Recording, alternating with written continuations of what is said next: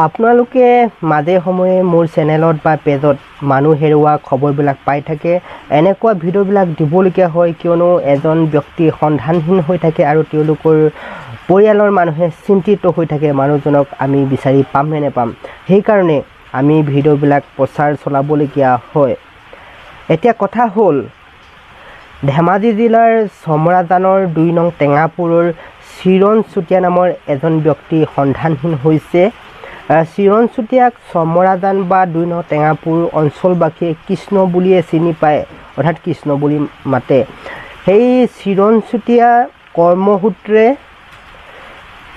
অৰুণাচল প্ৰদেশৰ আলঙলৈ গৈছিল, অৰ্থাৎ আলঙত তেখেতে কাম কৰি আছিল। কিন্তু বৰ্তমান সময়ত চিৰণ চুতীয়া কোনো খবৰ পোৱা নাই, অৰ্থাৎ তেখেত সন্ধানহীন হৈ আছে। গতিকে তেখেতক বিচৰাত আপোনালোকে সহায় কৰিব পাৰে।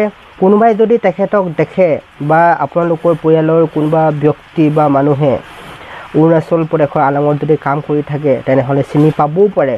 গতিকে আপোনালোকে খবৰটো কৰিব।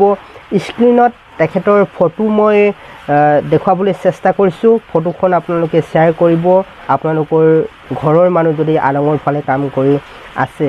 আৰু যদিহে দেখে তেনেহ'লে স্ক্ৰীণত মই তেওঁলোকৰ অৰ্থাৎ চিৰণ চুতীয়া ঘৰৰ ফোন নম্বৰ মই স্ক্ৰীণত লগাই দিছোঁ। সেই স্ক্ৰীণত লগাই দিয়া ফোন নম্বৰত আপোনালোকে যোগাযোগ কৰিব। আৰু চিৰণ চুতীয়া এই সন্ধানহীন খবৰটো আপোনালোকক জনাবৰ কাৰণে ভিডিঅ'টো বনালোঁ।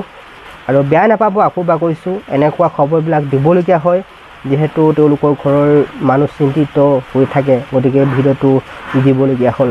আৰু বিশেষ নকওঁ, এইখিনি কথাকে ক'লোঁ। ধন্যবাদ।